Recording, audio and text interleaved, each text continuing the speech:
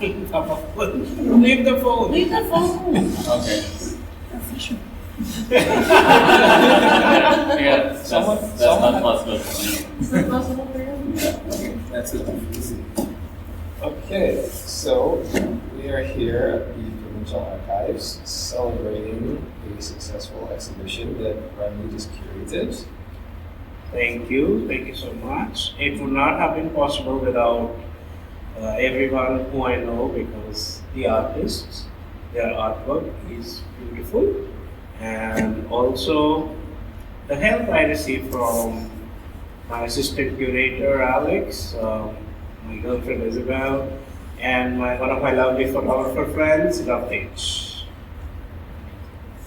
So we want to just do a quick roundtable for introductions, just so we all get to know each other a bit. Yep. I'm Isabel. I'm Jasmine Singh. Ramneet. Ravtej Singh. And I'm Alex. So, Remy, can you tell us what inspired you to create this exhibition? What inspired you to curate this? So, when I came here last year, I didn't find enough opportunities to showcase my work, and I was taking photos and keeping them for me, not showing them enough or getting exhibitions. And I realized that that is the same problem faced by every immigrant who comes to this country. He cannot showcase his artwork to other people.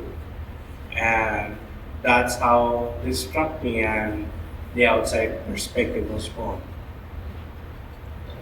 So, did you, when you were soliciting submissions for the show, did you submit, or did you ask just the immigrant community, or did you ask everyone you knew?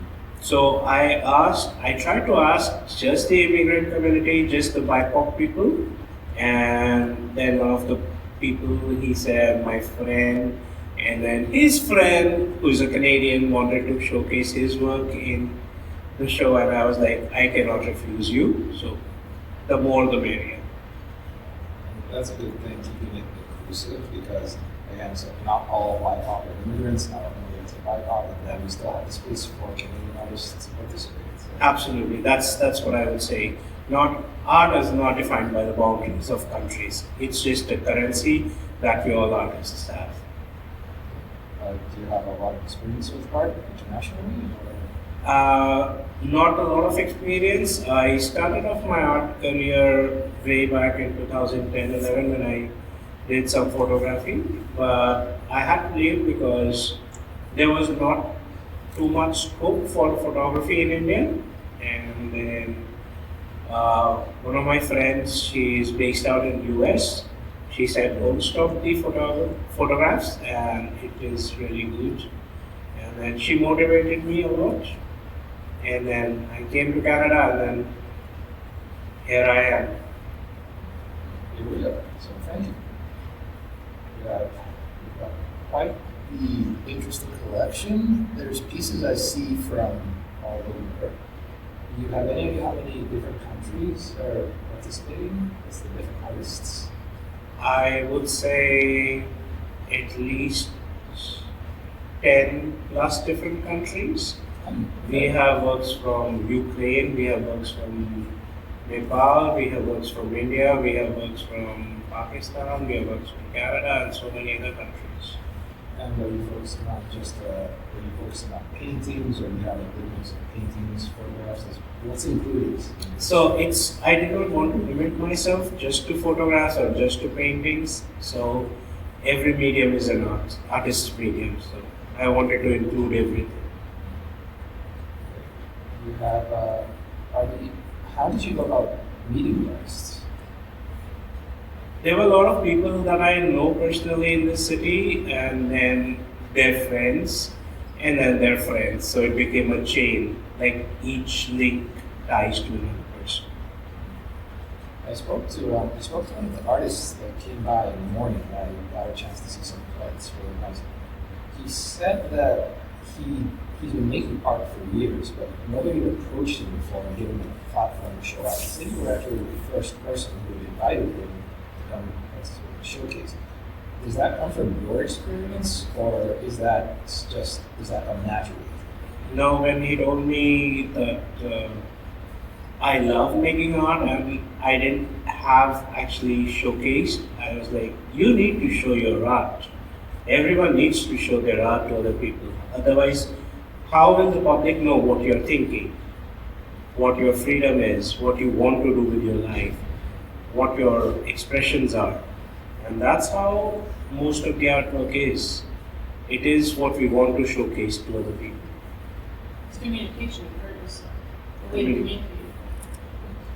So you're an artist yourself. What are you showcasing here? Oh, I have some portraits and big abstract. Okay. A visual artist? Yes. And how long have you been in the art scene? 4.5 years. Yeah. So it was simple for me to guide my bit to apply to this, do this, and he's been following the steps, and he's surpassed my expectation for sure. Yeah. So you're looking forward to see what else he does in the future. Yeah. So could you tell us just in your own words, I really don't want to take a framework here. Can you tell us how have you found this experience to be different from being a presenting artist yourself? It was difficult, honestly. Like, I have been hounding after the artists to give me their work. And when I use the word hounding, I literally have been hounding them. Very persistent. And there was a time when the artists, they just started ignoring me a lot. Like, they would not answer my calls, they would not respond to me back with a text, and then I would then take the final step, go to their homes and get the answer. That's how persistent I am. Like, I would not take no for an answer.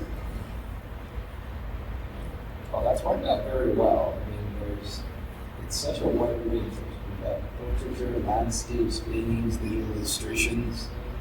It's a very wide range of submission types. And you had poetry as well on opening day. Yes. How have you found, since you moved to Canada, how have you found the difference with showcasing poetry and photography? For me, poetry always went hand in hand with photography. Whenever I took a picture, I always wrote a poem about that, because for me, the concept of story pics came along way back. And story pics, as a child, I always wanted to develop. So for me, each and every photograph, each and every artwork, there's a painting behind that. There's a poem behind that, sorry.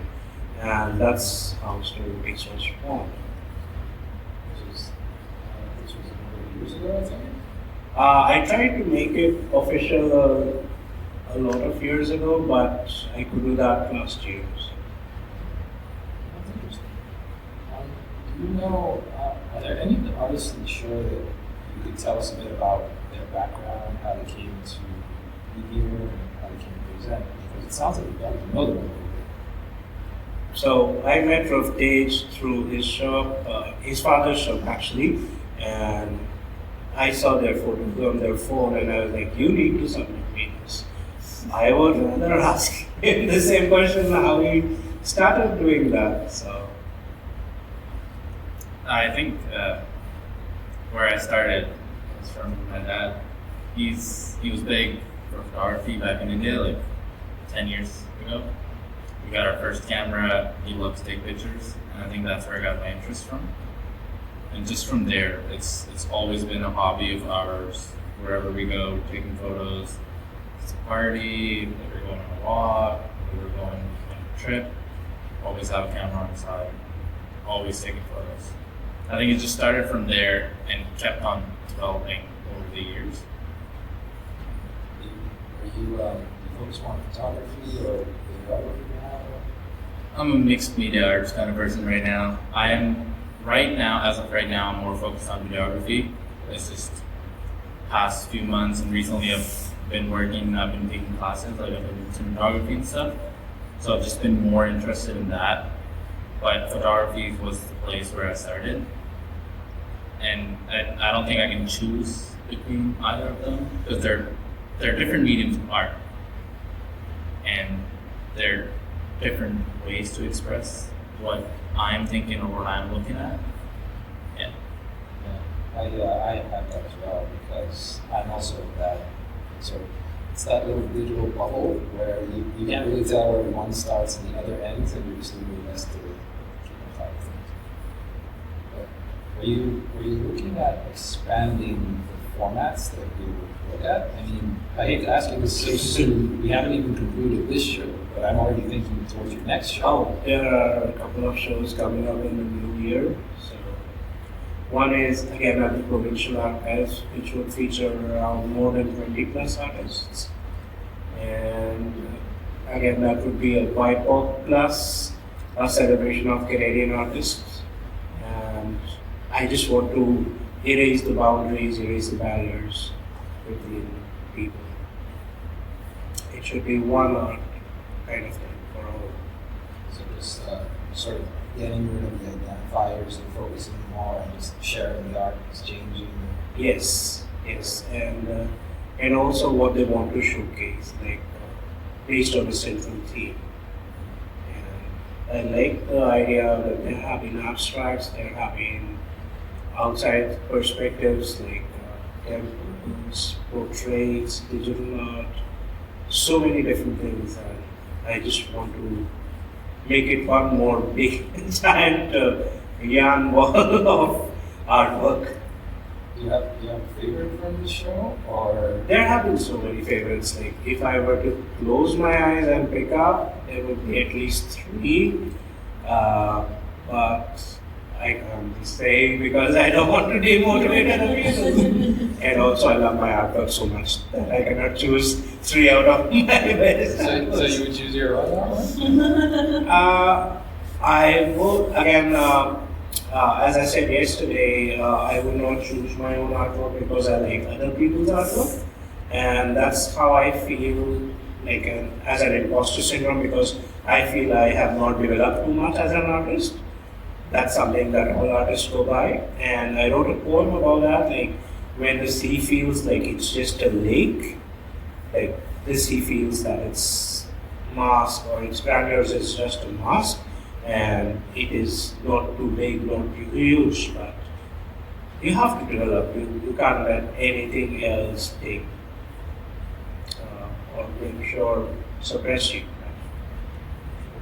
Do you find that this experience has sort of pushed you to be more of a leader, or is just having to sit back and just participate or observe? As a leader, I believe in leading through the grassroots. So if I'm not a part of the grassroots, if I'm not part at the grassroots level, I'm not a leader. So that's why I always try to be a part of the show. So sort of engaging with the community and stuff. Yes, absolutely. I'm going to ask you a question. It's not picking a favorite, but if you had three artists that you would sort of highlight and go, these are three artists that participated in the show that I would really sort of like to spotlight or just shout out to, whose work impressed you, not just from an artistic perspective, but from that perspective of I'm going to continue creating, I'm going to stay engaged with these artists. The three new artists, I would say, all the three new artists. They would be like the ones who have just come across just for the sake of it. So, I will not do names. I don't play favorites with anyone.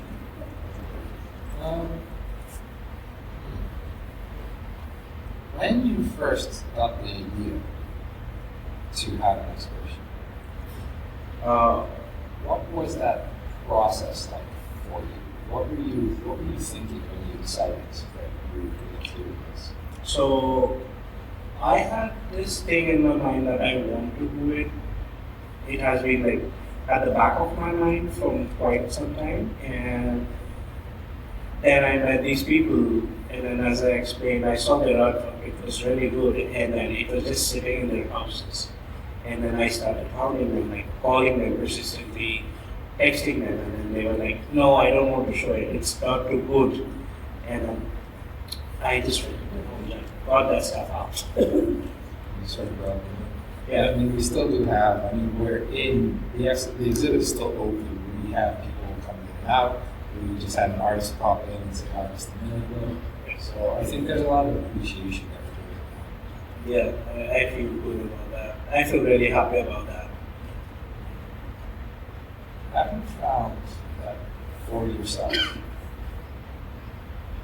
this has changed your approach to your art at all? This has actually made me a better person. It moved me a lot. Initially, I used to lose my patience a lot. I used to get angry at other people. Now I'm so calm, kind, considerate. Because there have been instances like people, why don't they want to showcase their art? There might be numerous reasons for that. Maybe an imposter syndrome you were referencing earlier? That's one of them, but maybe also they just don't want to be in the same room or be in the same exhibition as one of the most leading photographers of this moments. You have work from one of the foremost photographers in the province right now. Yes. And I mean, it is also have to acknowledge that the Provincial Archives are very grateful to them for giving us the space. Oh, I am really grateful to the Provincial Archives, the province of New Brunswick, and the people of Fredericton and the city of Fredericton, and also UNB, University of New Brunswick. You have any plans maybe to try to work with the Art Center in the future, if possible? I would love to do that. I already did one of my pieces over there for the permanent collection, so I'm really happy about that. Congratulations. Now, what do you plan to do with the momentum from this event? Oh, this would be like a railway engine kind of momentum now. It will be it will be speeding up from now. And Christmas is a time for cheer, so I guess I will try to spread the cheer all around. Do you have any future projects in mind right now, or are you I taking want some to- time to just I want to do one solo exhibition that is probably, I think, in April. It would be for the immigrants. It would be kind of like a biographical photo journey with poems. And then again, a group exhibition in June. it's two shows to look forward to? For sure. Right? And okay, you tell us about your journey as an artist, and I guess this is your second exhibition. But we've had, we've had two exhibitions so far. I'd say I fall into the same category as a lot of the other artists in the show, where we have just been making art, but then after we met and sort of connected, my interests are in multimedia and also in conversation. So conversation is an art form, and that's what my interest is. So a lot of media behind the scenes, and then just quite glad when you let me know we came in to the type of the show set up. We're going to be organizing, and I'm one of the behind the scenes side of that. That's a very important one. There are people who are at the crossroads, who are at the front lines, and I am just at the grassroots with them. Well, it's an important thing. It's being able to connect with people and bring them together. That's an art form. So, Always said, like, immigrants don't get as many opportunity that other people would to present their artwork. And like you mentioned, that there's some people that have never actually shown their artwork before because no one has approached them. So creating this space, he's doing a great job by that. And we're proud. He's part of our community, and we're proud. We're proud to say it's us. It's us. It's all us. It's all the people. It's a success story, everyone. It is, because when everyone has that space to feel seen and heard, it's a safer environment for everyone. It's more loving, it's more inclusive. And a lot of the time, I think what people, especially newcomers, struggle with is you really do need, anywhere in Canada, in New Brunswick especially, you really do need someone who's going to just hold that hand of welcome to you and just sort of say, come in, you belong here, you have a right to be in this space. Especially when you're a newcomer, you feel like you're drowning in a sea, and there should be someone who can hold your hand, who's in the boat.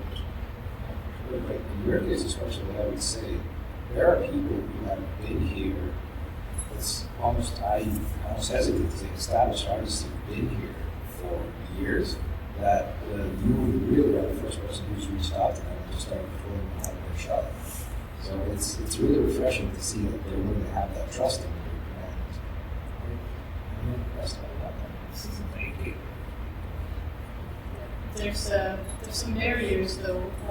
For example, the government does not recognize people who are not being citizens or permanent residents to be like a grant to obtain for art.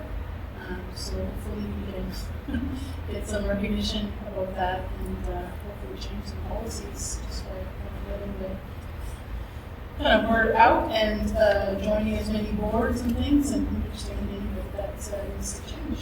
And also to add on this, since we are not registered as a non-profit, we are not able to get any grants, so that's also a difficult thing. And that's another challenge that for somebody who's just new to the scene, you're still trying to figure out your life as far as like a lot of people don't know the challenge when you first show up and you don't even know what a social insurance number is. Someone like that is not even thinking of a nonprofit. Yes, absolutely. It's actually true. People, if you know your social insurance number, then you have to create a board for the nonprofit, then you have to have voting rights, minutes of meeting, AGM, and that is like, I cannot do that. So that actually creates so many hurdles, so many barriers. Yeah, like you're still trying to figure out what a double bubble is, and someone comes and like art grants. It's Yeah. Oops. It would be just like, oops. Yeah. I just want to talk on that for a second. So, you described art before as a currency. So, would you say that some of this difficulty they've got in recognition out there is getting people to, or sort of getting the powers that be to recognize that art is a currency? This is an untapped pool of energy that's not really getting to contribute in the ways that it could. Would you say, is that a fair way to describe it, or would you bring better ways? I would say it's like there is no art that's rich or poor. All the artists, they all have cool amount of currency. They are better than people who don't have art. Actually, at the Vernissage, the opening of the show, we had one of the boys, Conway McCarthy, who we blown on the spot and talked about artist currency, which is yeah. It's like, tell me we made a poem about art as currency. Yes. I don't know if it was recorded, but I think Randy will transfer that. It's really good. Yeah. Is that this was on the Sunday? Yes, on the day of the show. Yeah. He just improvised it on the spot. He took kind of the scene of the room and talked to some people, and then you could see him with his notebook, and he's like, "Oh, I'll say a few words," and then he just kind of all came up. Very cool. Yeah. It's like drawing the energy of the room. Yeah. I've heard someone's referred to it before. The word they used was scenius. So it's like genius, but the scene. So the energy of the room moves into you. That's where that comes from.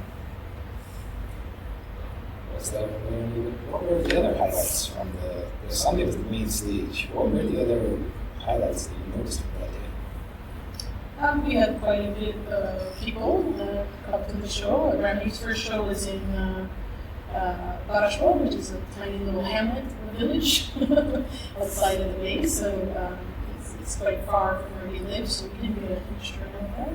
So it was very nice to see people from the community. And then we actually met a few people today who want to showcase their art. A couple that we wrote down names and we're like, oh, we saw their work. Like that's what I was saying before. Art is like a communication. You see something it's a work, and it starts a conversation. Like, oh, do you do art as well? And we show you some images, and it's a very good way to connect because. It's a language on its own, the art. I think it's always it's such a opening and welcome space that people come to look at the art. Hey, you can do that as well. So there's artists coming in that are like, oh, I'm a photographer as well. This is some of my art. And everybody's like, yeah, I have another exhibition coming. Yeah, it's like that.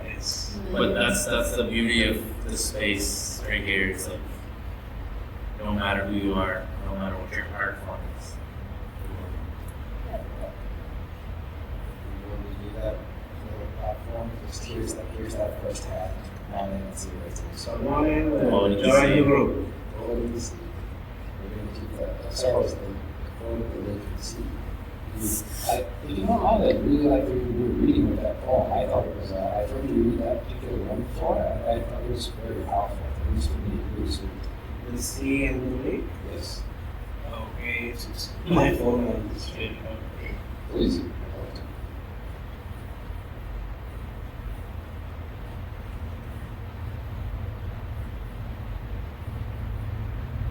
Okay, yes.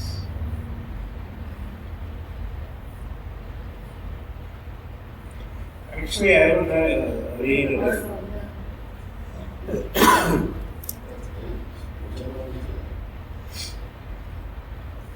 It's titled The Art. So it says, in strokes of color, stories told, a canvas filled with tales of old. Art, a language beyond words, a masterpiece where thoughts are free like words. Excuse me. Sculptors hand shaped from stone and clay, creating beauty in a tactile way. Their masterpieces, both bold and refined, evoke emotions of every kind. From sculptor's hand, a figure emerges. In marble, bronze, or wood it surges. The beauty of form frozen in time, a testament to the artist's climb. Excuse me. Photographs capture life's brief span, moments frozen, like footprints in the sand. With every click, a memory caught. In frames of silver, battles fought. Music, the language of the soul. Through notes and rhythms, emotions roll. Melodies weave tales of joy and sorrow. In the heart of listener, a better tomorrow. Art is a language, silent but loud. A bridge to the heart in a crowd. It tells stories old and new, of pain, of love, of skies so blue. From galleries grand to the streets we roam, art finds its place, a way to call home. It sparks our thoughts, fuels our soul, in every stroke and every line. Art captures moments, frozen in time. Art is the mirror of the human heart, a reflection of life, purest of form of art. In its many forms, it speaks and sings, a testament to the beauty that creativity brings. Thank you.